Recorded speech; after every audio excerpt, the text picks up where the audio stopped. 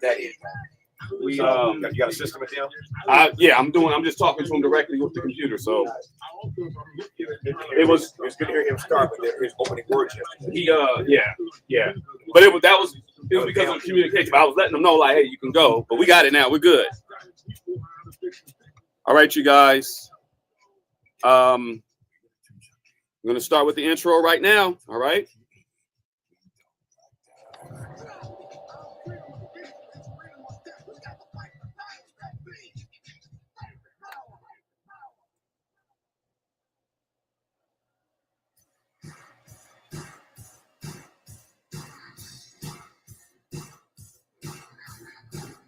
Right. Intro's up. Your mic is hot when you're ready.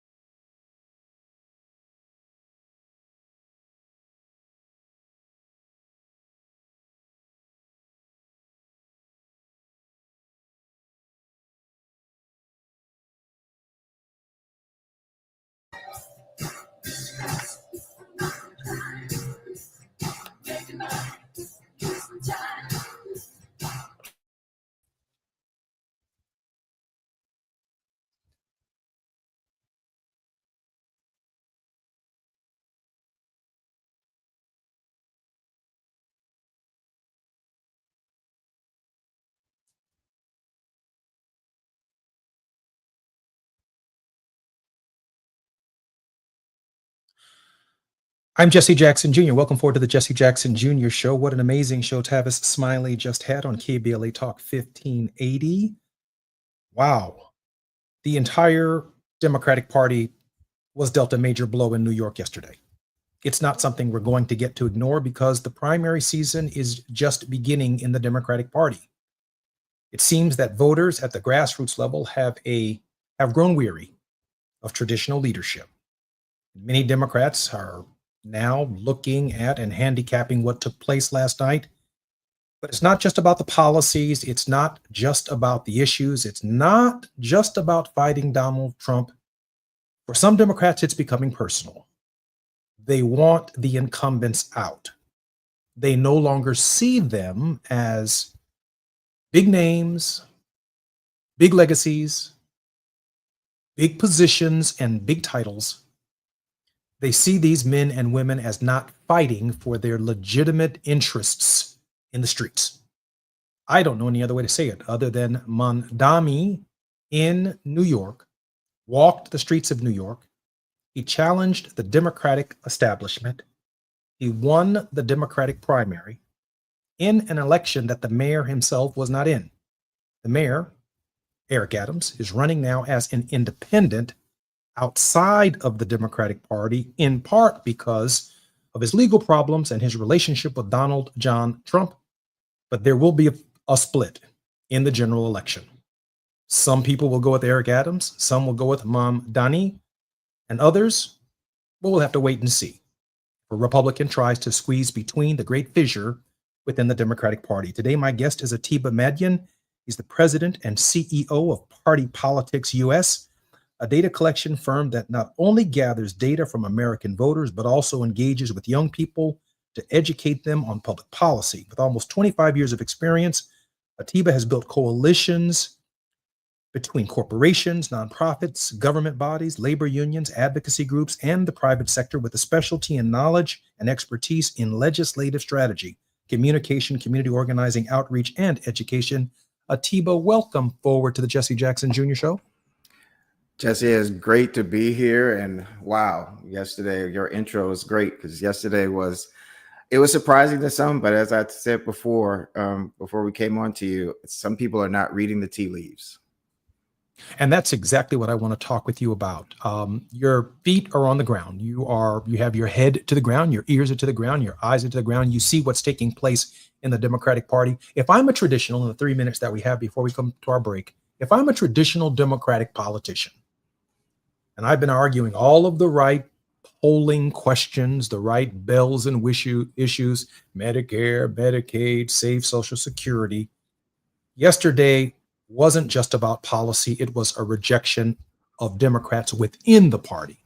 Your thoughts, Atiba, on what those traditional Democrats are not hearing and are apparently both deaf and dumb. You summed it up, but what you just said just brings me back to a conversation that I had back in 2000, I want to say 7, with the late Congressman John Lewis. And we sat in his office for 3 hours and he talked about what it takes to start a movement.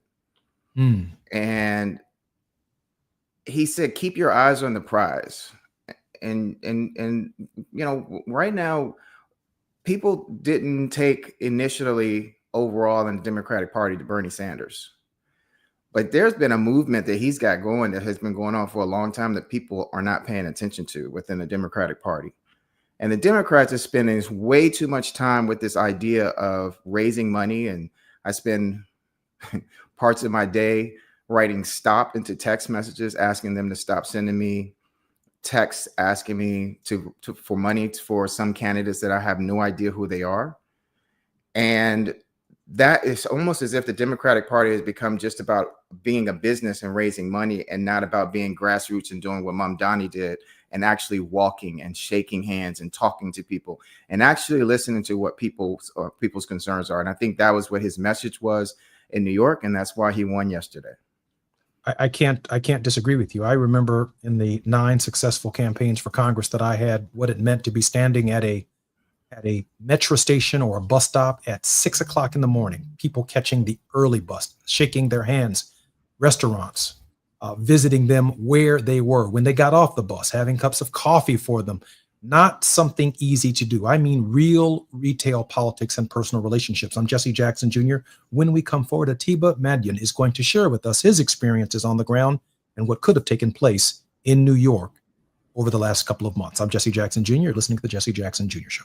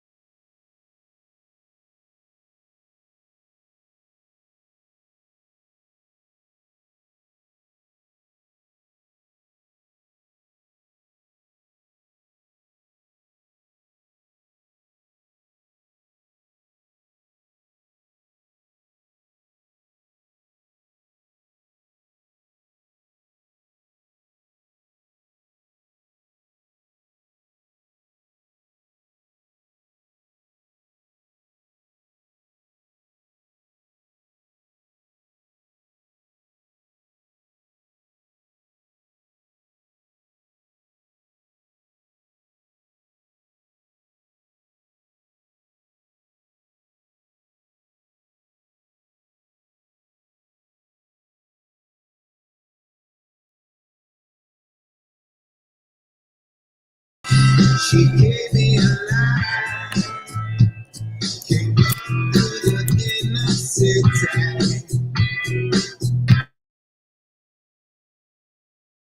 Junior, welcome forward to the Jesse Jackson Jr. Show, Messaging the Message with Atiba Median. Atiba, welcome forward to the Jesse Jackson Jr. Show. Thank you, Jesse. It's good to be here. Atiba, let me get right to the chase. This is our longest segment, about 17 minutes. What did the Democrats miss?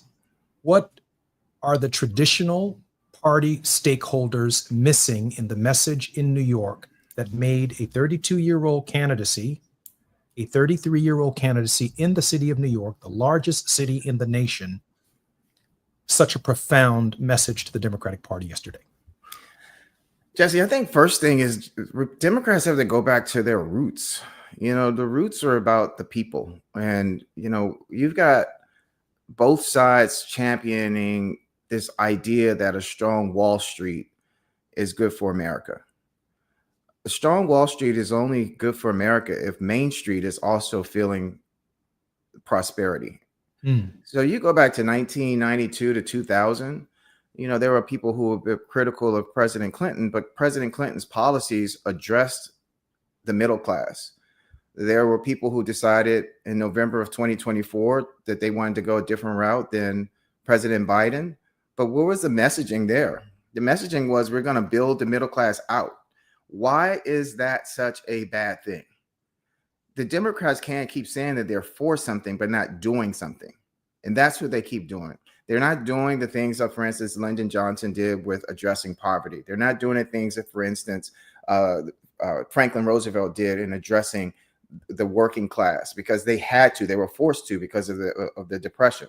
So where Democrats are right now is, you know, people like to use the term you're a Republican and name only. Well, I think some of Democrats are Democrats and name only. They're not really getting back to the crux of what Bernie Sanders has been talking about, what AOC has been talking about, and what evidently Mamdani talked about in his campaign to win the election in New York. And until they do that, until they get back to grassroots organizing the way that we saw President Obama, some people just act as if President Obama just all of a sudden became president of the United States without taking into consideration the fact that he built a grassroots organization that helped to propel him to the presidency.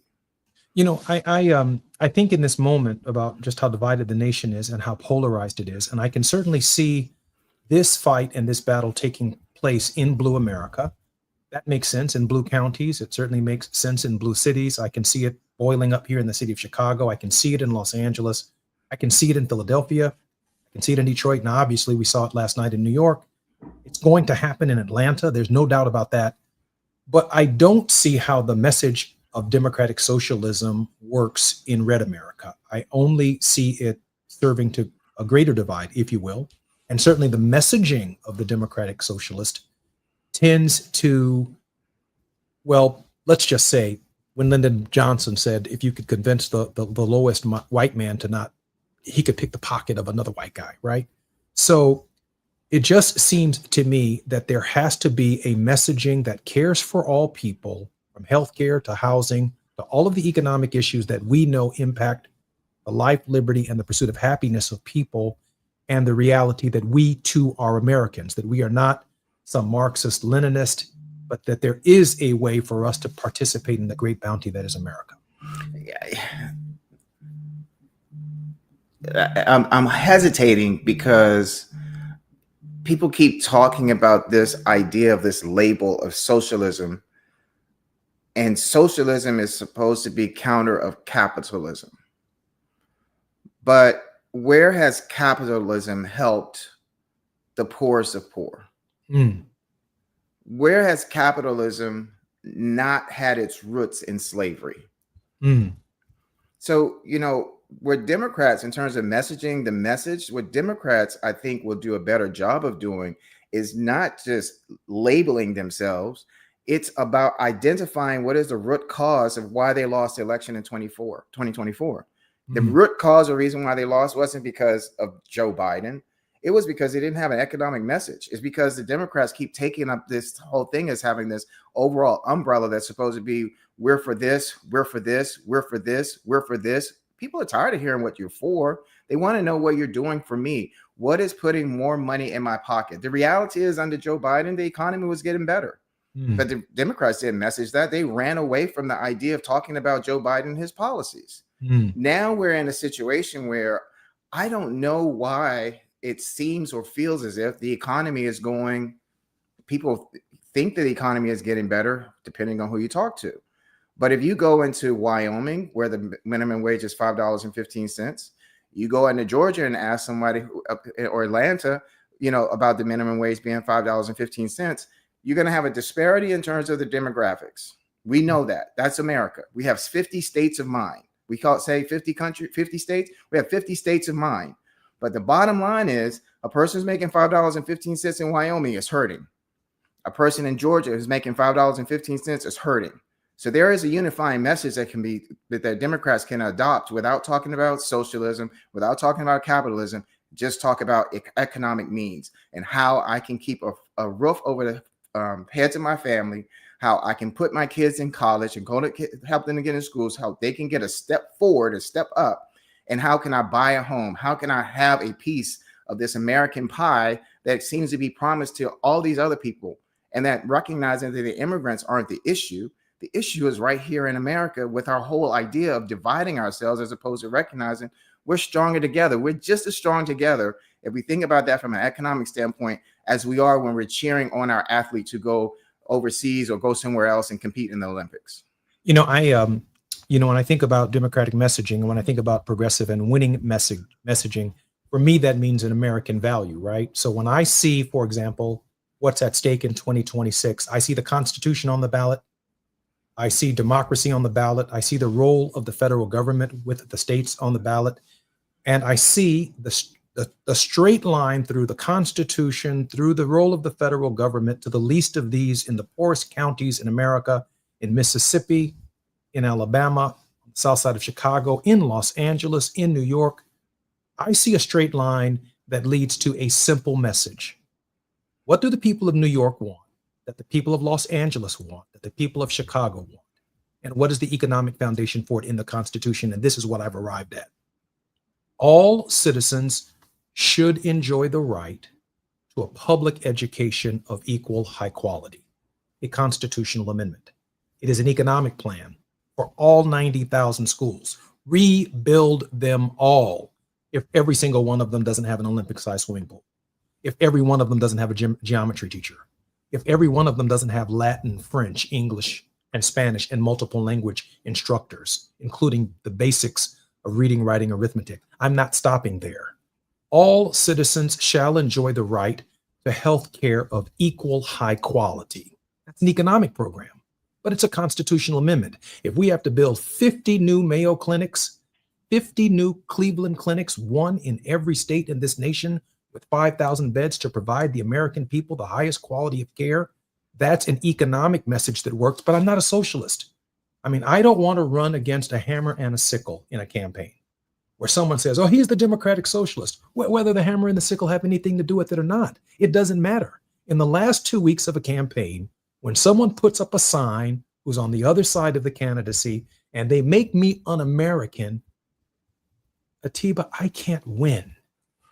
Help me find the line between the economy, caring for the least of these, loving my neighbor, but at the same time, leave me firmly wrapped in the Bible and the Constitution.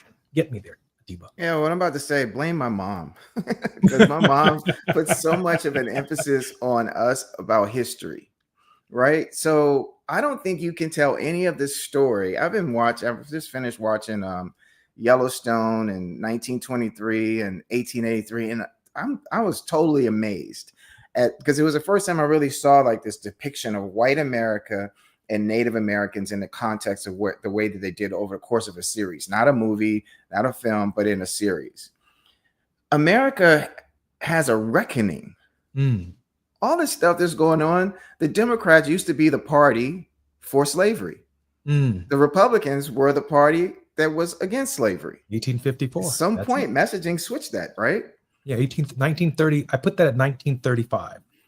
So it seemed to have switched. Yeah, and people seem to forget that Dr. King's father was a Republican. That's right. So we tend not to embrace history because it can be hard, but that's always been America. America has always become better because of the struggles that it's gone through. This is no different than that. What I'm not saying embrace the struggle. I'm saying embrace the reason why we keep going back to the same page in history. If we look right now at 100 years ago, for what was going on in 1925, there was an impending depression coming on for 1929. There was a roaring 20s because people had just come out of a plague of the Spanish flu. There was a president who was recognized as being racist in Woodrow Wilson. There were all these things that were going on, and it's 100 years later, it's the same thing playing out again. So what was the lesson that we didn't learn then? I mentioned Congressman John Lewis before. What did he tell me about starting a movement? He said, Atiba, there would be times that we would go in and there was only 1 or 2 people sitting there in a meeting, but we kept having meetings and people started to come. Maybe it was 2 people today, but then there was 4 people. Then there were 6 people. Where our attention span is so short that we don't like. And when I have people who approach me about helping them with a campaign, my number one thing to them is, if you can stay on message, I'm happy to help you. But the moment that a person doesn't get their message or see what they said, no matter how profound it was, printed, or the media talking about them, they stop. No, you just talked about 9 terms running for Congress. You going out and being out there at 6 o'clock in the morning. They call it a political campaign a race for a reason. You're racing. And right now we have to race. And I think we have to get out of the context too. And this is a hard conversation to have with some people, though I've been having it quietly and in private, is we got to get out of the context of just talking about a Black America, an Asian America, a Hispanic America. Because when we send athletes to the Olympics and they have the United States flag on it, they're not going as a Black American, they're going as an American. And having grown up and had an opportunity to live overseas as a child, because my father's job took us over there, people didn't identify each other as being Black. If you were white, and we were oftentimes the only African-American family where we came together because we were American, because we were the minority.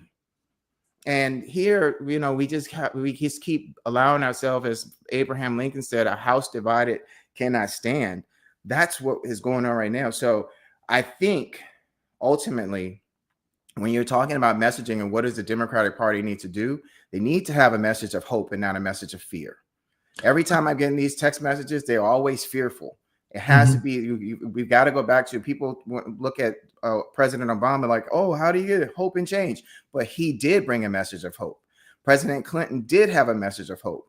In some ways, President Bush, when he talked about compassionate conservatism, it was a message of hope.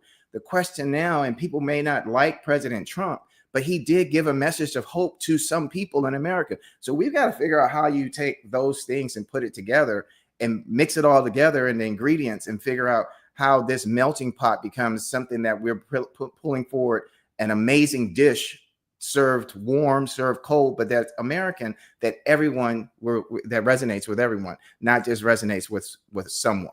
I that's brilliant. I mean, that's brilliant. I mean, it's brilliant that you arrive at hope, and that comes from a deep reservoir. It's not, for me, at least campaign wise, it wasn't just being up at 6 a.m. working bus stops. It was also preaching 6 sermons at church on a Sunday morning. I mean, I was hopping from one church to the next church because I found in the reservoir of people that their spirits were broken and that I needed to give them a reason to believe again, and to that they could believe in me in that process, but we could believe in each other together. I was sharing, and I'm going to go to break, but I want to make this point. James Baldwin wrote an article in the Harper's magazine, I think it was, Harper's Weekly in 1962, called The Dangerous Road, in front of Martin Luther King Jr. And he says in this article, about halfway through the article, he was trying to figure out what it was that made Martin Luther King Jr. tick. And he said, like the best of scholars, he was an intellectual. He went to Boston University and he got his PhD. Like many preachers, he was articulate, and he could certainly do that, James Baldwin said. But then he went on to say, after he laid out several other categories that showed Dr. King in an amazing perspective, He says Dr. King was in a depression, a personal depression, and he was able to identify the depression that the people in his congregation were feeling. And he suffered and they suffered. And in their suffering together, they laughed at Mr. Charlie. They talked about Mr. Charlie. And they came out of that depression together, and he was able to articulate a hope for them. I'm Jesse Jackson Jr. When we come forward, we're going to hang around hope for a minute with Atiba Madian on the Jesse Jackson Jr. Show.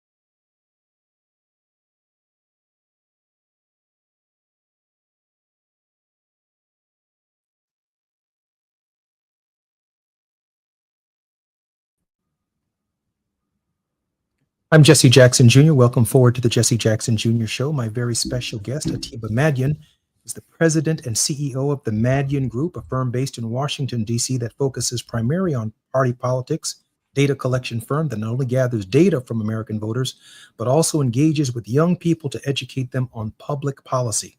He's been a part of historic delegations throughout his career as a political analyst and public affairs consultant, including the first African-American delegation of the American-Israeli Public Affairs Committee to Israel in 2007. In 2014, he traveled with a delegation of Muslim business leaders led by former South African ambassador to the United States, Ibrahim Rasool, to South Africa to meet with South African business leaders and to coincide with the 20th anniversary of the first free elections that led to the election of President Nelson Mandela. Atiba, welcome forward to the Jesse Jackson Jr. Show. Thank you, Jesse. It's good to be here.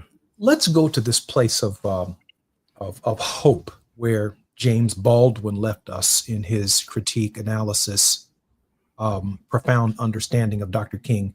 Could it also be that Democrats, I think Bill Clinton said it this way, can't feel our pain, that they don't identify with our pain, and therefore they can't speak to our pain from that place that makes us believers, let's say like Jesse did, or like Barack Obama did, or like those leaders who compelled us beyond our suffering to action?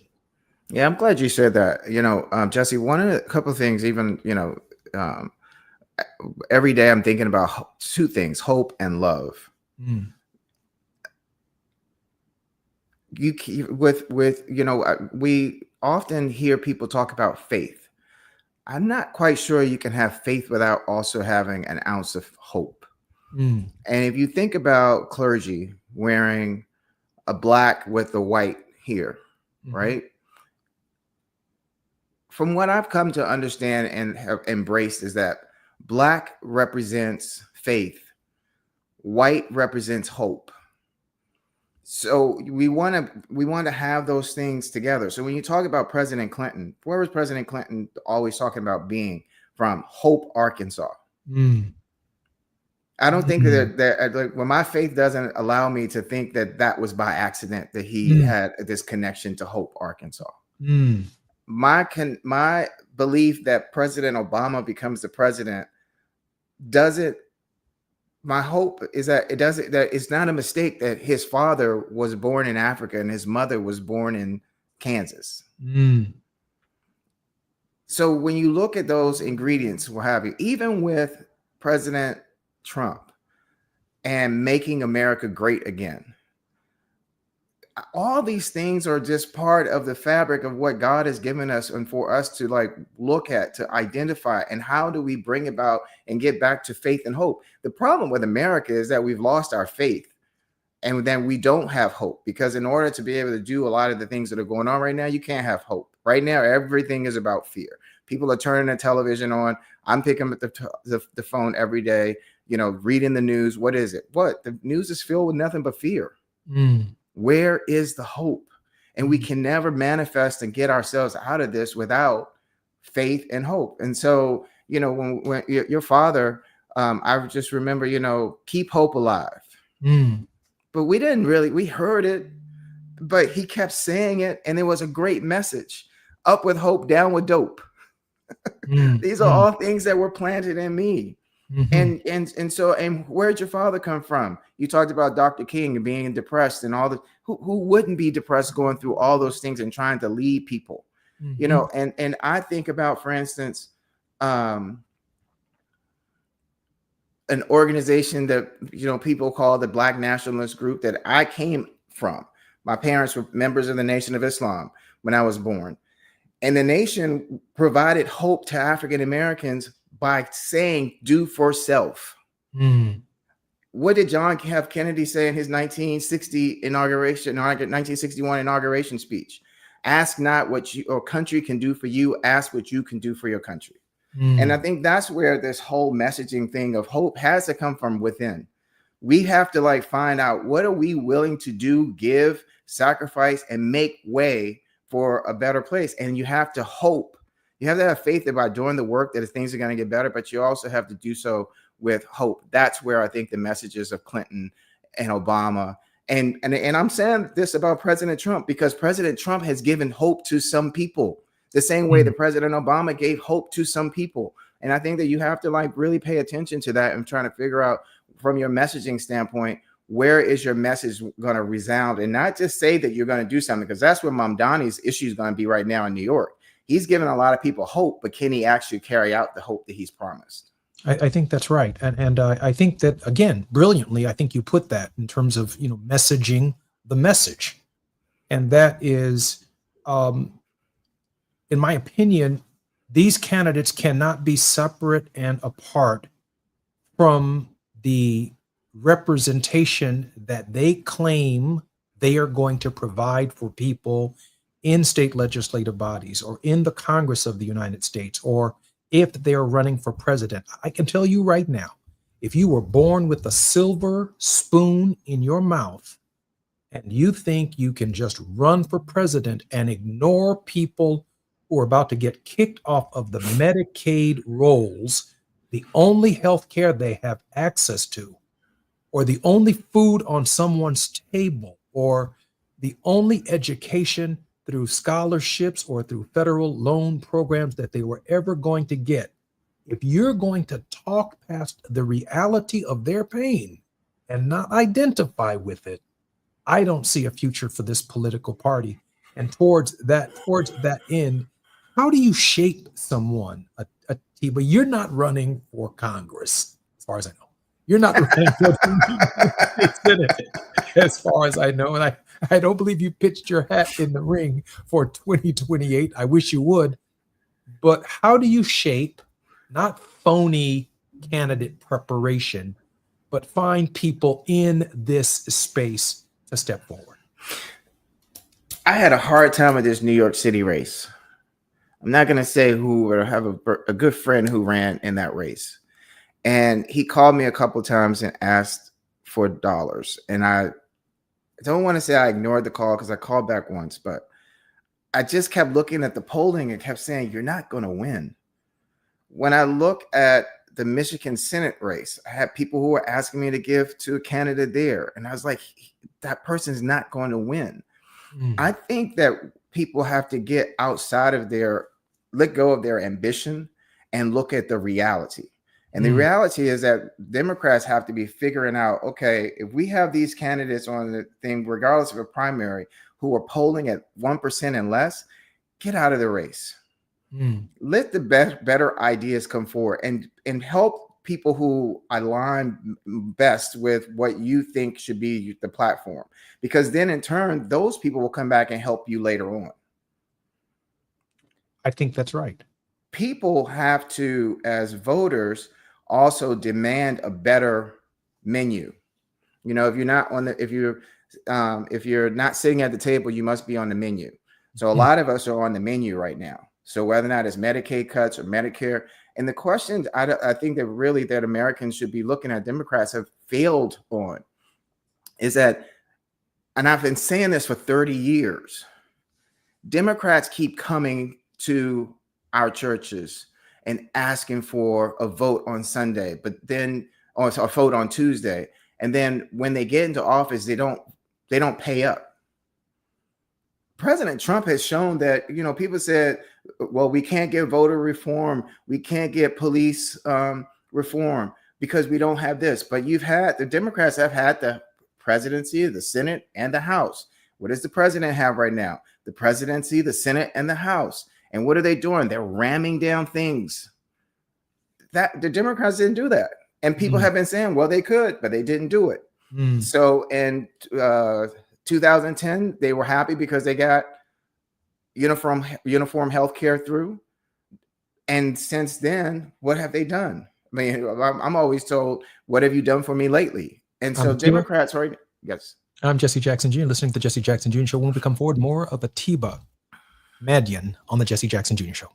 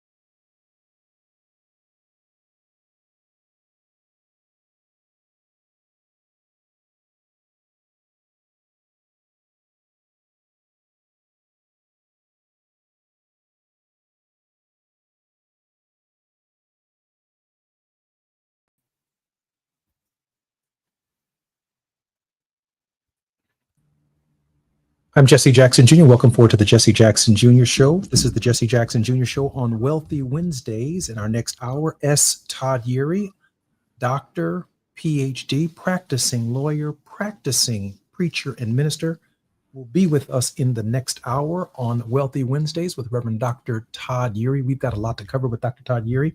In this hour, our very special guest has been Atiba Madian. We've been discussing New York.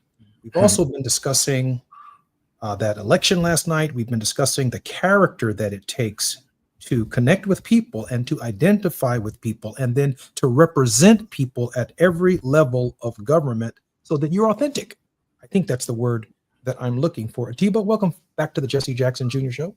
Still good to be here. And, you know, I want to thank you for hanging around with us part of the next hour, just part of it, so that we can continue this in-depth dive into faith. And I want to, as I do at the end of every program, give my guests an opportunity for a word of hope. And we still have plenty of time for that. But I did want to say this, because during the break, I thought about my dad. And he was born in Greenville, South Carolina, to an unwed mother. She was 16 years old. He was called bastard. He was called illegitimate.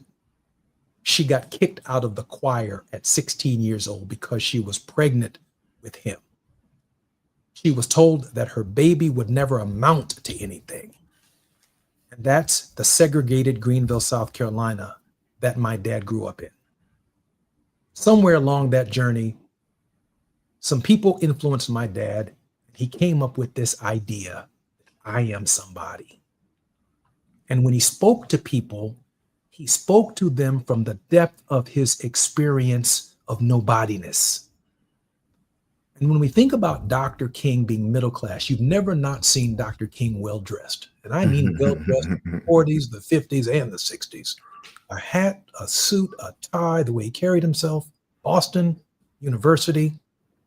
But he had to shed himself in Birmingham, in Montgomery, on the Edmund Pettus Bridge, to be with garbage workers in Memphis, Tennessee, to be who he became as a leader and to have followers of people. When I talk about identifying with people and their suffering and their pain, my sense is we've got plenty of policy wonks in Washington, in whatever party affiliation, but we've not been able to produce, Atiba, leaders quite like that yet. Your thoughts on reaching into that reservoir? Provide us with some hope in this final segment of our show. Yeah, you know, I think part of this is, and I was talking to my mom earlier, and I mentioned the Nation of Islam earlier, because in DC next week, there's going to be a play about Elijah Muhammad's wife, Clara.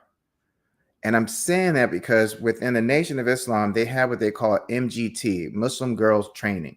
And what they were doing was preparing the women, recognizing the women are the foundation of our communities.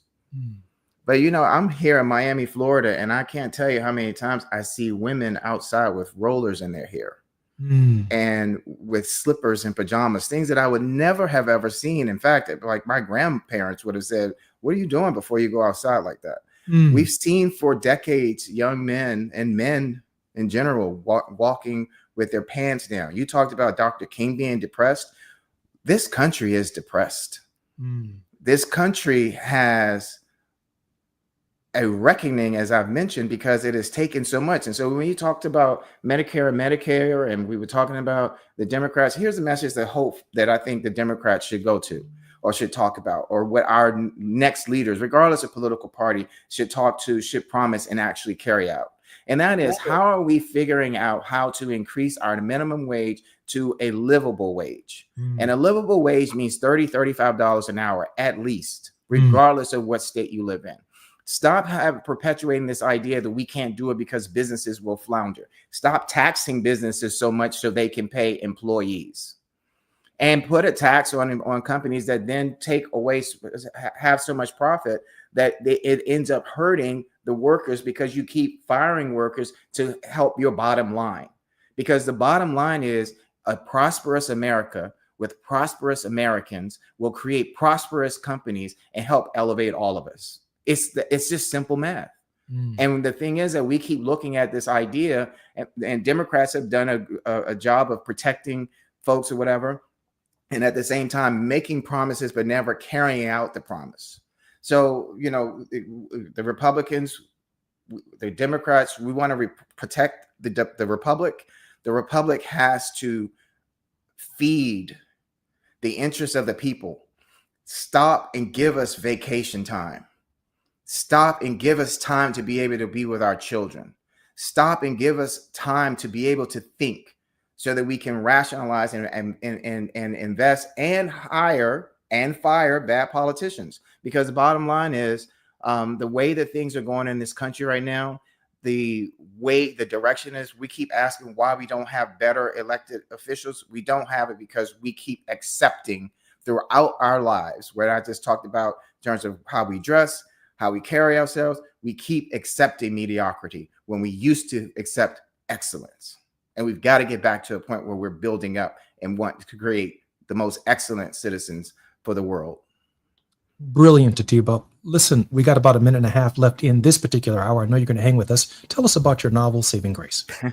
Well, I got an opportunity to work on environmental issues. My first job out of college, my father hit me up and said, well, you know, the well has run dry on this one. So I had to go out and get a job and work for EPA. And, you know, the thing working there was I came to understand that environmental issues are a civil rights issue. It's actually a human rights issue.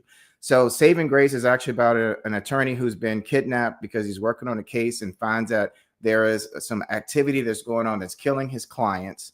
And as he continues to peel back and to figure out things that are attached to this kidnapping and attached to this case, he keeps recognizing that nothing is what it seems. The people that he's going up against, the politicians, the business, what have you. And that's basically the impetus in terms of what life is. And when we look at politics, people look at what the media gives us on the surface without recognizing that there are other meetings and other things that are going on behind the scenes that control the different facets of our life. And so I've done this, hopefully, and people who've read it say it's a page turner with the idea of having an entertainment or a storyline, and at the same time, hopefully educating people about the different things that are going on in our lives every day that we take for granted that are impacting us. Atiba, I'm at the top of the hour. This is Jesse Jackson on the Jesse Jackson Jr. Show. When we come forward, Atiba is going to tell you exactly where we can get this book, and we're going to continue our conversation with S. Todd Yeary.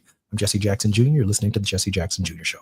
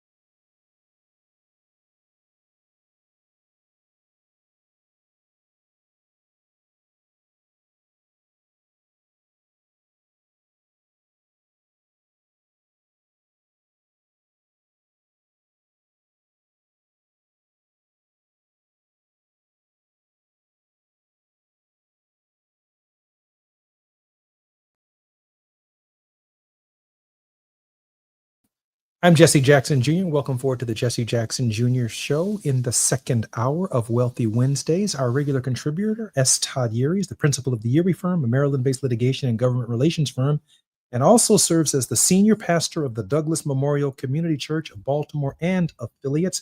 Dr. Yeary is also former chief executive officer of the Rainbow Push Coalition, the international organization and civil rights organization founded by my father, the Reverend Jesse Jackson. Dr. Yeary, welcome forward to the Jesse Jackson Jr. Show. I think I have to unmute you, Dr. Yeary. You're going to have to unmute yourself. Yeah, there you go. I've been at it all day. So, but it's always good to hang out with you and see what kind of interesting shenanigans you're going to be up to. So let's talk today. Dr. Yeary, I want to introduce to you Atiba Madian, who was our first hour guest. Atiba runs a data collection firm in Washington, D.C. In the first hour, we were analyzing what was taking place on the ground in New York and the shifting landscape in the Democratic Party in blue states, blue cities, blue counties across the country. Yes, some of it in reaction to Donald Trump, to the MAGA movement, but clearly within the Democratic Party, some kind of civil war is taking place against the traditional incumbent names, power brokers, and Cuomo did not win last night. Mamdani did.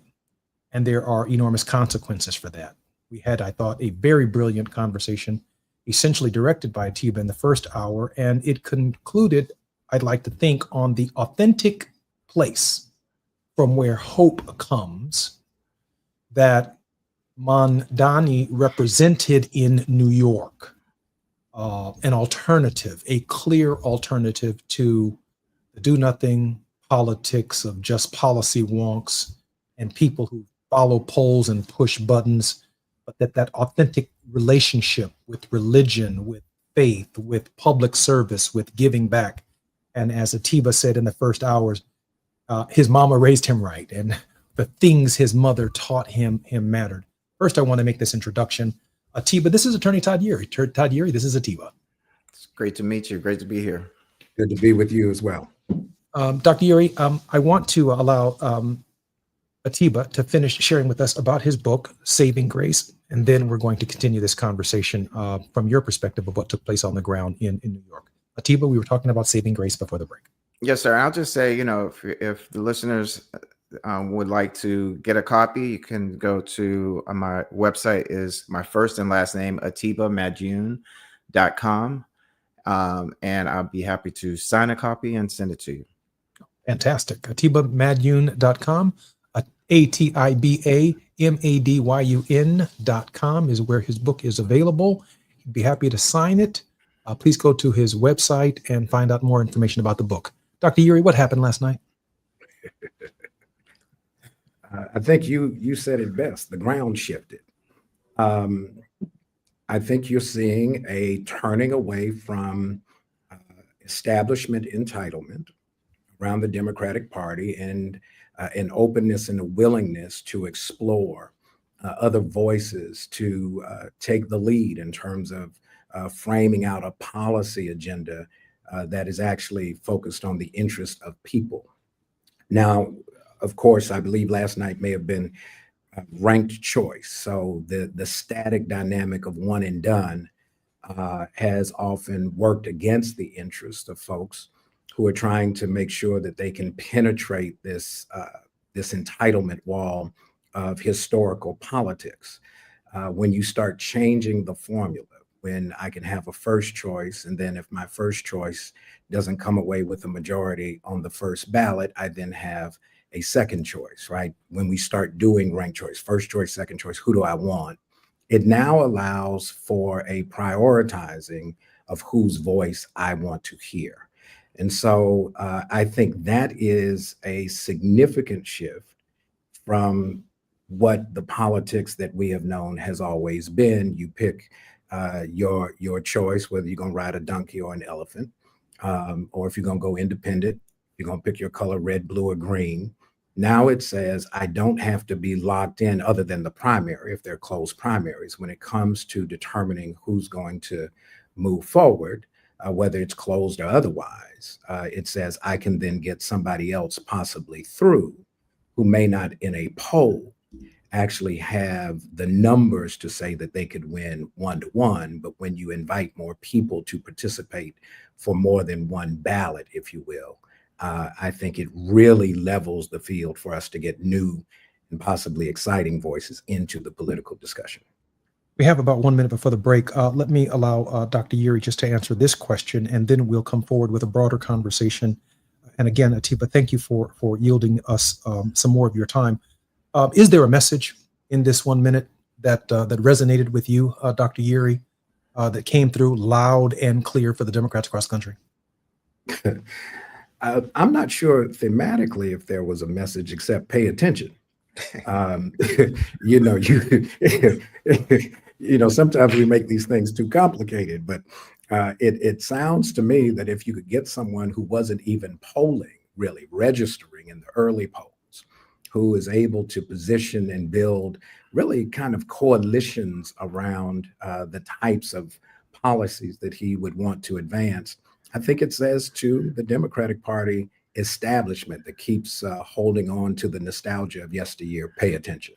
I'm Jesse Jackson Jr., listening to the Jesse Jackson Jr. Show. This is Wealthy Wednesdays on the Jesse Jackson Jr. Show. S. Todd Yuri is our regular contributor, and our very special guest is Atiba Madian when we come forward.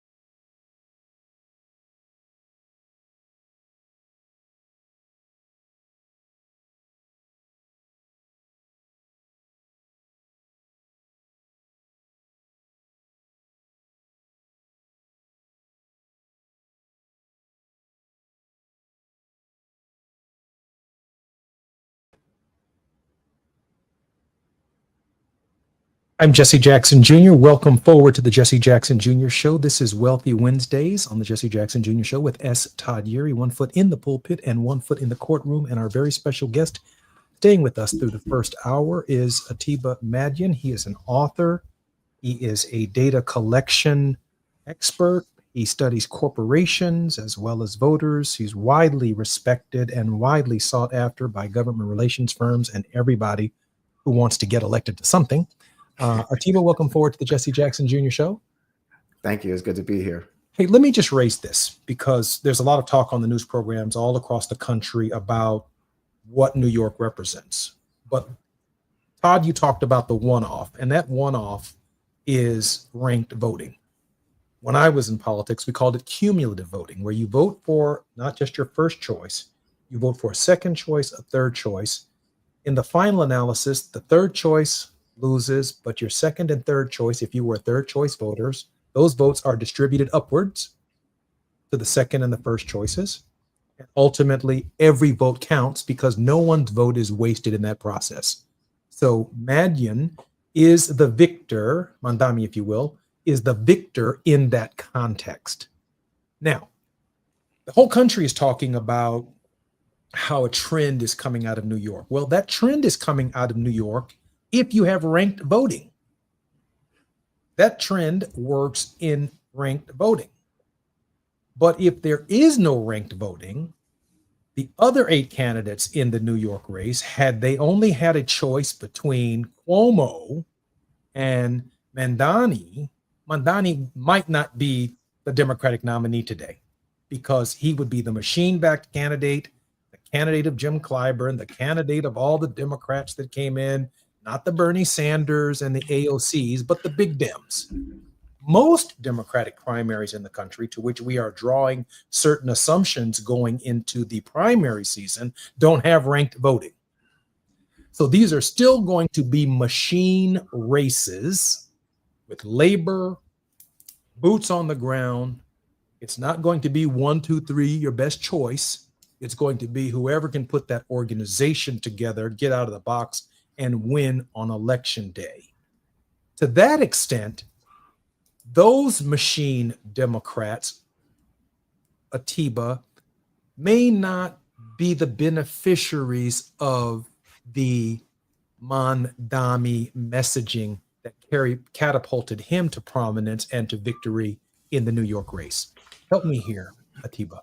No, I agree with you 100%. You know, New York is just different, and it's New York. All night long. But in the last hour, I talked about movement and I talked about being in the office with Congressman Lewis and, you know, getting some of his wisdom. You know, number one thing is people got to vote. They have to vote. And if people think that their votes don't count, look at where we are today. You may not like, people, I hear people say all the time, well, nobody excites me. You still turn the television on if your team is not doing well.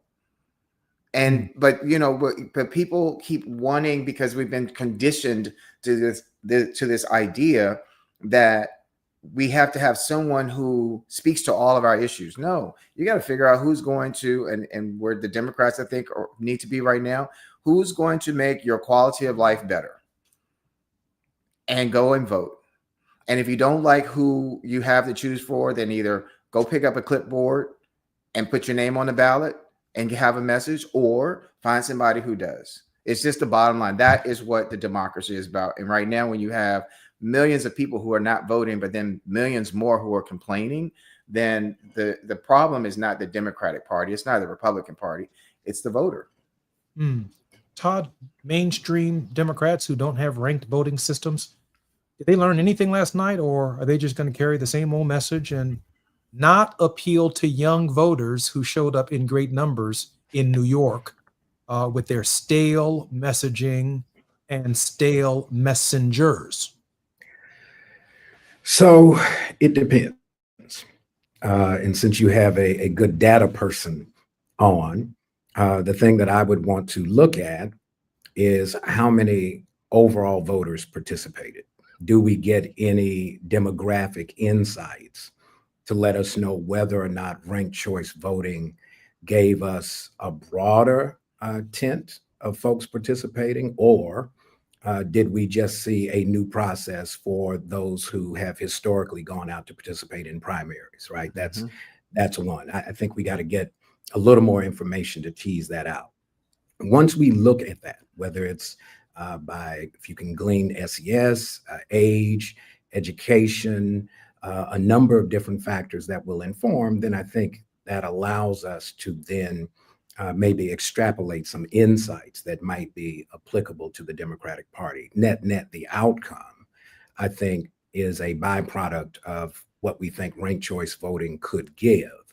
Whether or not ranked choice voting has changed the makeup of the participants, to Brother Atiba's point, if we still have a participation issue in some of the places where you've got historic, long-term Democratic Party hegemony, it may not change much. It may change the way you formulate who wins, but if you're not getting more people to participate in the process and you're not speaking to a broader electorate, you could just have a new version of an old problem. Atiba, when we talked about earthquake, Cuomo's not the only person who lost last night. Bill and Hillary Clinton endorsed him. Jim Clyburn endorsed him. Democratic leadership within the Congress of the United States endorsed him. Members of Congress in New York, given the Eric Adams dynamic, endorsed him. They lost in that scenario. What's the message? Young people. I mean, let's look at Mondami's age. He's 33. You know, I'm 53. If I go and talk to a young person, it's a different conversation. They call you Unc? Do they call you Unc? That's what my son calls me. Unc. OG. Pops, you know, something real offensive. Pops. Yeah, my son calls me Pops. I said, Pops. I call my dad Pops. I'm sorry. But no, it's okay. The reality here is the younger people are being engaged because they're affected. You know, when I talked about the minimum wage, it's impossible, nearly impossible to live in New York now. So when Mamdani talks about rent controls, that resonates. But it resonates with young and old. When he talks about free bus rides, people need to get to work. That resonates. And it keeps going back to James Carville hit it on the nail back in 91, 92. It's the economy, stupid. It's never changed. And the Democrats do not have an economic message. When they're talking about Medicare and Medicaid, and that's what I want to try to make the point at last, is that the Democrats should be trying to figure out a message that helps people recognize that, hey, I'm trying to create something so you don't have to be on Medicaid. I'm trying to create something so you don't need welfare. Democrats seem to continue to portray or promote a message. Well, we're here. We want to take care of you. But that means let me give you a crutch. Don't let me give you the car because I still want you to be dependent on me. And that's what I've seen from Democrats for the last 30 years. You know, one of my biggest concerns, and both of you can take a shot at it. I know we're going to lose Atiba in just a few minutes, but the big, beautiful bill, 10 trillion in tax cuts over 10 years, $800 billion in Medicaid cuts, some $700 billion in Medicare cuts. I may have the numbers slightly off, but I'm not that far off. It just seems like many of the dreams that this generation, that let's say Mamdani represents, and even those of us who are progressive represents, we're not going to be able to pay for our dreams. And therefore, budgets over the next 10 years, if in fact this big, beautiful bill becomes the law, is going to have us as idealistic dreamers without a plan for the capacity to pay for them. Take a shot at that, Dr. Yuri and Atiba. And then Atiba, I want to thank you for spending this time with us. Dr. Yuri? It's a math problem. Listen, the federal government can do what state and local governments cannot, and that is operate at a deficit and print money, obviously, right? And so the mechanism by which you pay for public services, depending on who's footing the bill, looks different. And so when we talk about things like Medicare for seniors, Medicaid for folks who are around the poverty line or some factor thereon, but we're not talking about living wages. What does it take to be able to get somebody into employable positions that are consistent with 21st century marketplace? If we're not reframing the broader conversation about who pays for, taking care of the roads in my community or addressing the public spaces in my community, if we're not really having a broader civic conversation, I think we often miss this mark. And so this notion that you're going to be able to absorb increasing costs for services and goods and somehow be able to cut your revenue raising framework and not bring more participants who are making more money to be able to pay more of the taxes to make up the delta, then eventually you're going to create such pressure that you're not going to have any other choice but to look back at your revenue model. And so we're not having an honest conversation. We're not having a credible conversation about how government works and how government services get paid for. We just talk about some folks are going to get big tax cuts. Everybody else is going to get big tax burdens, and nobody's answering the fundamental question, which is, so what? Mm. And I remember when I was a kid, when I got my first check, Mayor Barry had created a summer youth employment program. And here I am, 14 years old, excited. Now I'm getting my check. And when I got that first check, there was federal deduction, there was state deduction, and then there was this thing that I had never heard of. Mom, what is this thing, FICA? FICA. Who is FICA? Right. And why are they taking the money from me? So, we keep hearing about tax cuts for the wealthy. And we heard President Biden talk about what tax cuts for the middle class. But the reality is, within this society, and we don't talk enough about this, is that you work to pay taxes.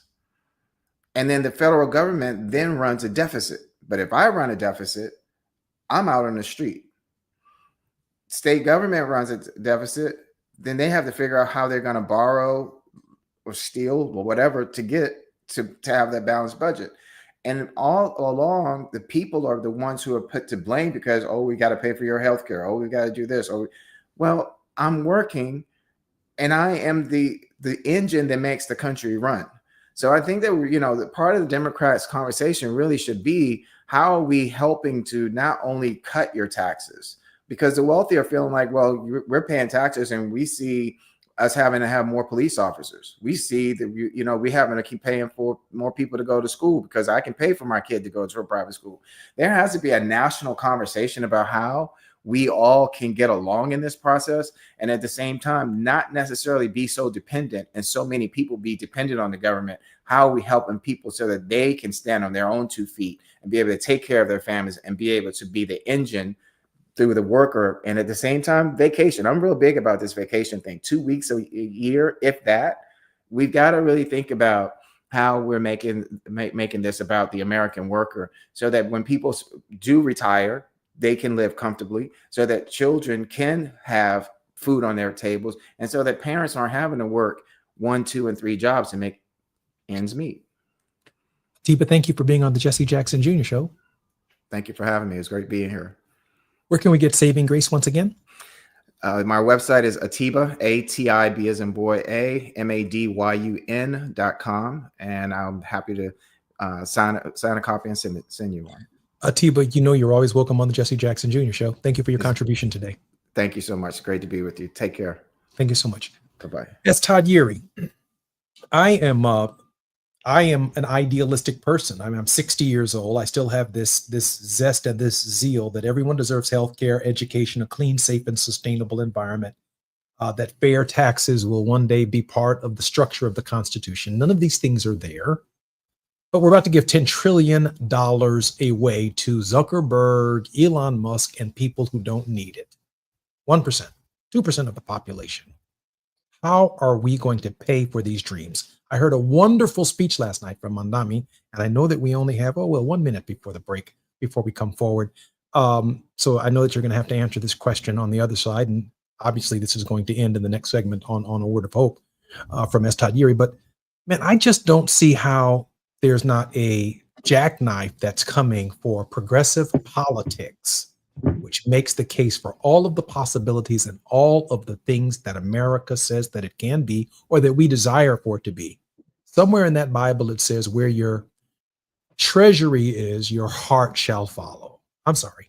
Where your heart is, your treasury shall. You know what I'm trying to say. Where your treasure is, there will your heart be also. They reside in the same place. I need you to fix that for our listeners when we come back, because Yeah. our heart is in the right place, but they're about to give the money away to pay for our dreams. I'm Jesse Jackson Jr. You're listening to Wealthy Wednesdays with S. Todd Yeary on the Jesse Jackson Jr. Show. When we come forward, more with S. Todd Yeary.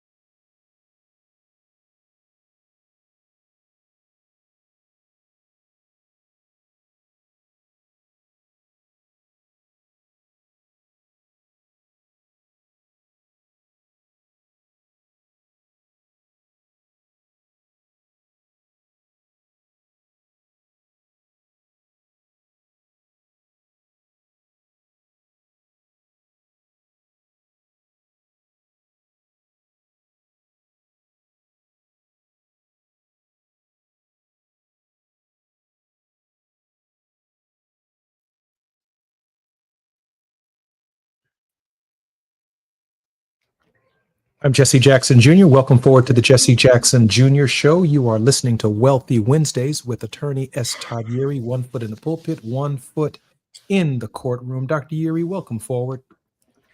Good to be with you. Congratulations on 2 hours. You're doing big things. We got to have important conversations, and I'm glad to hang out with you. I appreciate you so much. You're a significant part of those important conversations. Dr. Yeary, before the break, we were talking about our faith and our money, and that putting our money where what we believe is. It seems to me that this big, beautiful bill, which they don't call a tax cut, is obviously a massive shift of income and wealth upwards away from the American people. Every time the American people then demand an increase in the minimum wage or some kind of health benefit, they're going to accuse the poor and the least of these as being responsible for the deficit and the debt, when in fact the so-called big, beautiful bill is actually responsible for shifting the resources to fewer and fewer people who don't need what's coming their way. Dr. Yeary, help us reconcile that. I feel like, personally, not only are we morally bankrupt, but we're just about financially bankrupt as well. Well, let's start with the latter point. Anywhere else I've been, when you have a negative balance sheet, you're broke. So I'm not sure what kind of funny math they've been doing, but to Brother Atiba's point earlier, we can't do that kind of math at our homes, right? We got to look at things differently. But I think at the core is the question about the morality. You know, we often talk about budgets as if they are just simply numbers. The numbers are symbols. The symbols relate to the moral priorities that are addressed in that budget, right? Where does the money go? Who does the money benefit? And for what purpose? And so because budgets, when we look at governmental budgets, public budgets, those are the obligations of government entities to allocate public dollars. And we have the federal public budget. Each state has its own public budget. Local governments have their public budgets too. So all up and down the spectrum, we have a challenge to verify whether or not the budgets that are passed in supposedly the interest of the people reflect the principles, the values that go along with that budget. And so when we look at these things, when you raise the issue of where your treasure is, there will your heart be also, right? It is a combining, a linking, a tethering of the reality of how money and interest go together. When we think about the notions of generosity and reciprocity, what goes around comes around. That doesn't benefit the masses of the people in the United States. That seems to only be relegated to the entitlement class, those folks who have been able to accumulate great wealth to the exclusion of others. And while you have a handful of those, relatively speaking, compared to the overall population that fall in that category, you have a whole bunch of people that they fight against when we talk about a $15 an hour minimum wage, as if somehow or other, because you're poor, you'll get more than 24 hours in a day. If we made $15 an hour and worked a 40-hour-a-week job, full-time, right? That's what they want you to do. They want you to go to work. You would only gross $31,000 in the year with taxes and all of the other obligations to come from it. So that then means that if I had three full-time, $15 an hour jobs, I'm still not making $100,000 a year. And that then obligates me to spend 120 hours every week just to be able to make that happen if I'm making an hourly wage. And so we've got to have conversations about what are the pathways to opportunity? What is the value of work? We keep imposing this issue that somehow or other poor people who are not able to run out and take, $5, $6, $7, $8, $9, $10 jobs because the federal minimum wage is still $7.25 an hour, that somehow or other it's their problem, it's their fault, and therefore they are leeching off of the rest of us because we have to make it possible for them to have health care, for them to be able to make sure their kids can eat when they go to school and not lose sight of the fact that they can't concentrate because they're hungry. Somehow or other, we've changed this paradigm to place the burden of those who are already burdened. And it's not because somehow or other they're shiftless, they're not diligent, they're not hardworking. They just don't have the framework nor the institutional or governmental support to say the value of my participation in the marketplace has a baseline value that affirms the dignity of who I am. I just want to share with our listeners and our viewers just how uniquely this labor conversation is when it comes to African Americans. My dad says it this way. In slavery, everybody had a job. In slavery, everybody had a job, but it wasn't for 8 hours. There was no vacation time. There was no standard work week. You worked straight through the weekends.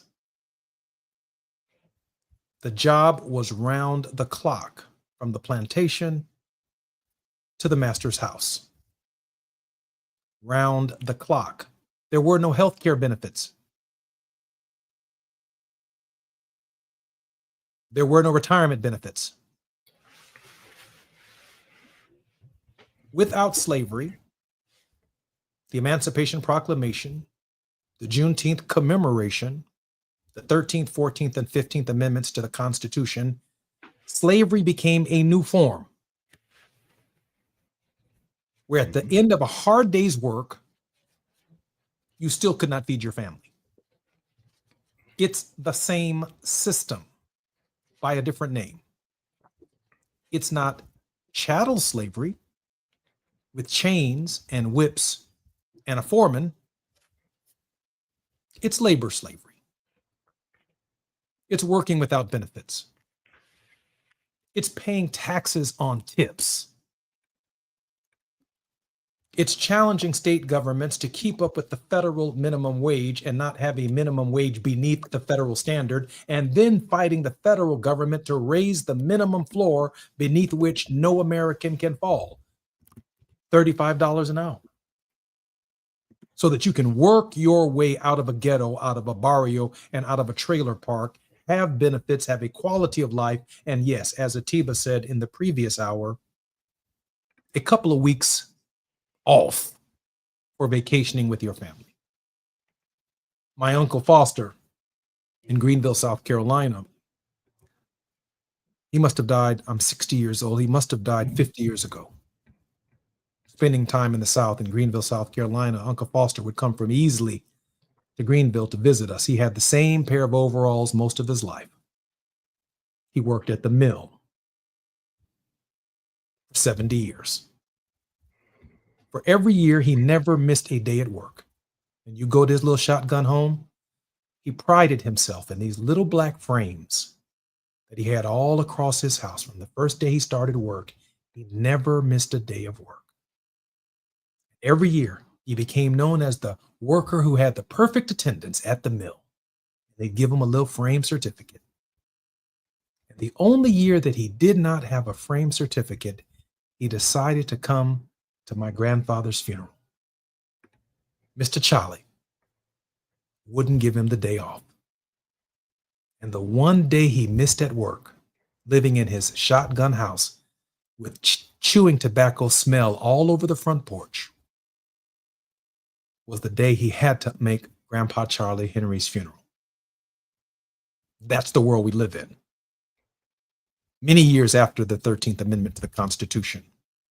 So our brown brothers and sisters coming across this border looking for work, our women still making 60 cents to the dollar of what men make, college students trying to find a job, trying to get a degree, finding themselves in student debt slavery, our medical professionals after they graduate trying to help poor people with their healthcare needs, trying to get them back in the mix.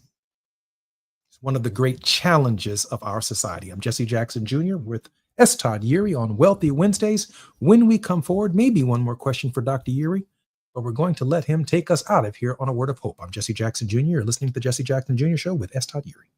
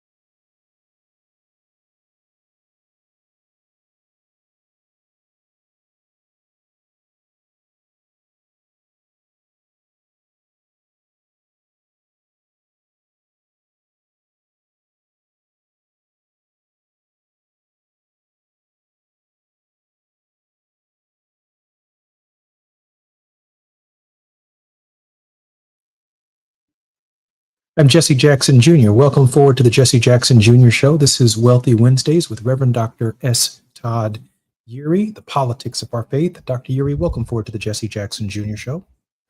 Man, there's always something new every week. I never know what to expect from you. So this is always exciting. Dr. Eury, slavery by a different form. In a real sense, from our last break and the last segment of our show, I really feel with high insight now that they're bankrupting the ability for a third Reconstruction in this nation. They're bankrupting it. They're making it impossible for the American people to pay for an inclusive dream. The dream that we've held on to has to be paid for. Work with us here, Dr. Eury. Well, who is the dreamer, right? And who is the financer? Those are two questions. There is this thing that says, if you don't already have resource, then hoping for some benevolent act from somebody is the only real way you're going to be able to get where you want to be, because the structure doesn't support it. But when we talk about slavery, I want to make sure that we get this. Remember that even today, there are correctional corporations that are entities of state governments, even the state of Maryland, that make products and services that the state government and nonprofits purchase and buy with the labor of persons currently incarcerated. So when we think about slavery, and you mentioned it earlier, slavery hasn't gone away. It's just been reframed and reformed. It's taken on a new form. And so even what we see now is this tug of war, immigration. Where do you get cheap labor to be able to get food to the table? And how do you protect this fear? We didn't get to the whole conversation about, these attitudes about constitutional entitlement. That you're going to get rid of folks, and the Supreme Court say, I can send you wherever I choose to send you, even if you have no ties to that place. Well, that sounds like the human trafficking, this time not using boats, but using airplanes. That I don't have a process or a plan or an opportunity to affirm my dignity and protect my liberty. As a matter of fact, I shouldn't have to protect my liberty, because liberty is a constitutional entitlement. And so when we work through these issues, we're now struggling with this notion of trying to prove that somehow or other our appeal is valid, and seeking the affirmation of a government that is now clearly in our face, no apologies, not going to change it, is playing let's make a deal in our face, but not for our benefit. That's a whole problem. And so when we talk about the slave system, we can't talk about it like it's some nostalgic historical yesteryear. There's a slave system going on right now. There's a slave system being reified right now, reinforced right now. And we've got to deal with the realities of today, and not just keep dealing with it like it's yesterday. Remember, you were talking about enslavement. Remember, Governor DeSantis said slavery was a job training program. We should be grateful that we were brought over here to learn how to pick their cotton and work in their fields. I am more convinced than ever, and I think Dr. King was as well, and many of our leaders in the civil rights movement, that their critique of capitalism itself is the acknowledgement that it's not just white over black in terms of color and the caste system, but that the system itself manufactures a need for a cheap labor in order for the profit motive to rush itself to the top. And the only chance that the people in the barrio, the ghettos, the trailer parks, the people who catch the early bus, our people who work in hotels and are cleaning the streets, and the sanitation workers and the plumbers and the and the carpenters, the only way they benefit is if the government itself is strong enough not to redistribute wealth, but through taxes, pay for programs that allows for minimum high quality standards of care for all of the people in order to protect domestic tranquility. Tell me if I'm wrong, Dr. Ure. Well, you're right on it, but then there's also the other issue that not only is there a deficit in terms of how the government operates, there's a deficit in terms of fulfilling the moral obligation to address the harms that they imposed on some communities intentionally. The government has never paid the price for using United States government military aircraft to drop bombs on the Greenwood section of Tulsa, Oklahoma. Now let's think about it. Now we're seeing the military being activated in cities across the country because there has to be a restoration of, quote, law and order, and there's no check, there's no balance to make sure that that government does not go awry. And so when we talk about these opportunities, every time the government does what this government and others like it have done throughout history, that tab gets bigger, and there's no conversation about how do we close the gap. If you close the gap, if you take care of all of the free labor that you've gotten way back, adjusted for inflation, and then position that to be an opportunity that allows us to be more self-determinative of our future, then maybe we can have a conversation. But as long as there's this denial, y'all keep talking about slavery, like we got to keep going back there, like somehow or other it's our fault that y'all got rich off of our labor. You owe us still. And that's the real issue. The government will not pay because the government's heart ain't in it.